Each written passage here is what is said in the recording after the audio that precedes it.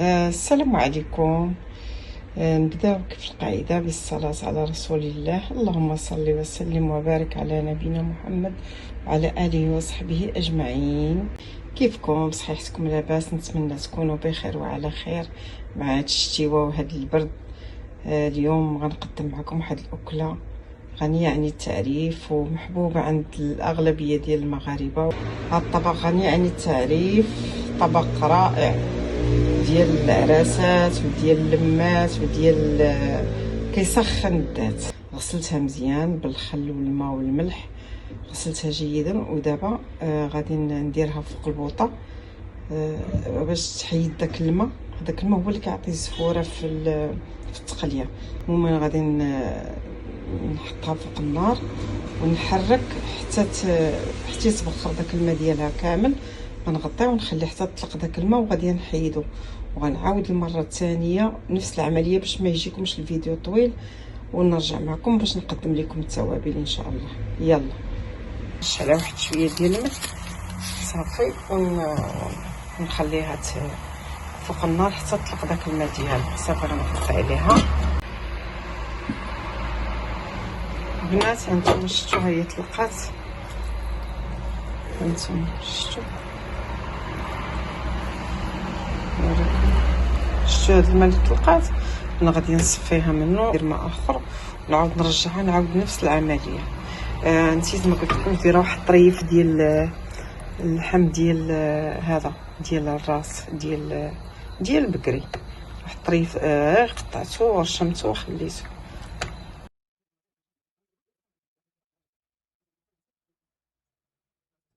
نتوما كتبقاو والو غادي ديك الشكل ديال الريش ديالها نتمنى.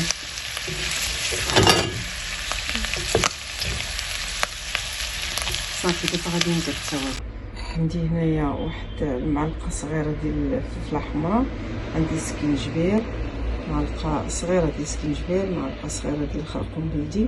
كتبقى التوابل على حسب الكميه اللي عندكم. انا عندها غير كميه قليله.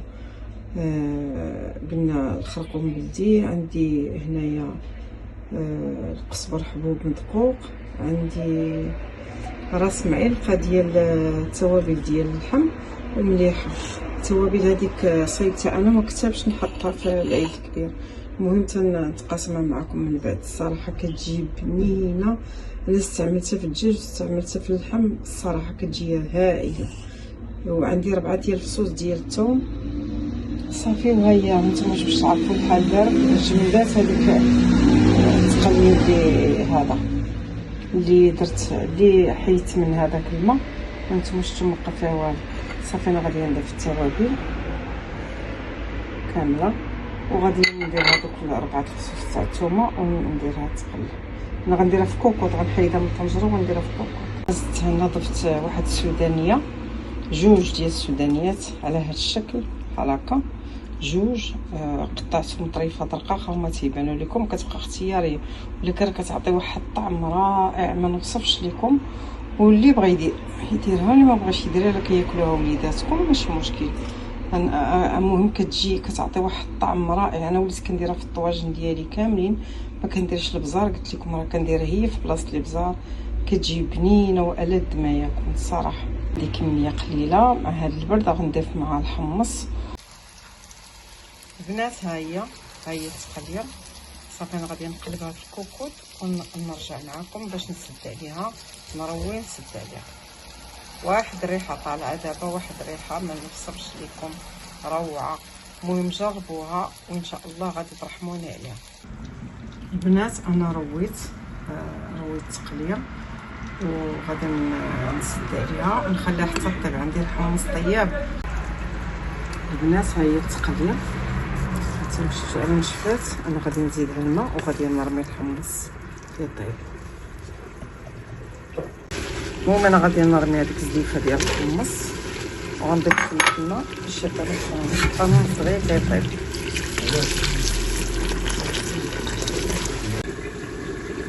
البنات انا غنضيف حامض بصير حيت داك العصيفه ديالو هذا صنع منزلي حتى هو نحيدو، وغنضيف واحد راس معلقه ديال هذيك النيوره اللي مصايبه اللي قلت لكم. غنضيف هاد راس معلقه ديال النيوره صافي.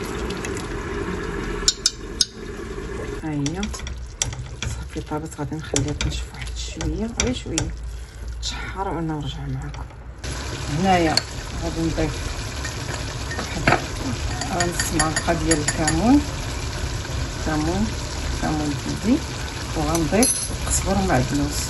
القزبر كثير على المعدنوس قريب صافي. وفي زيت الزيتون ونص الثوم حيت ما درت زيت مره. التقليه ديالنا جات ملبيه ندير الطراز معايا ما شاء الله.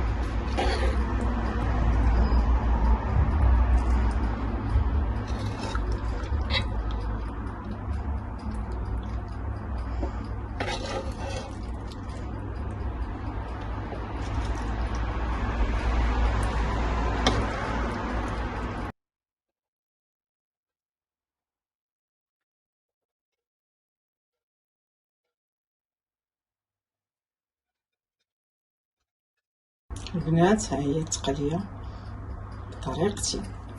المهم نتمنى تعجبكم ان شاء الله. ها هي زوقتها بشويه ديال المعدنوس، نتمنى تعجبكم وتنال الاستحسان ديالكم.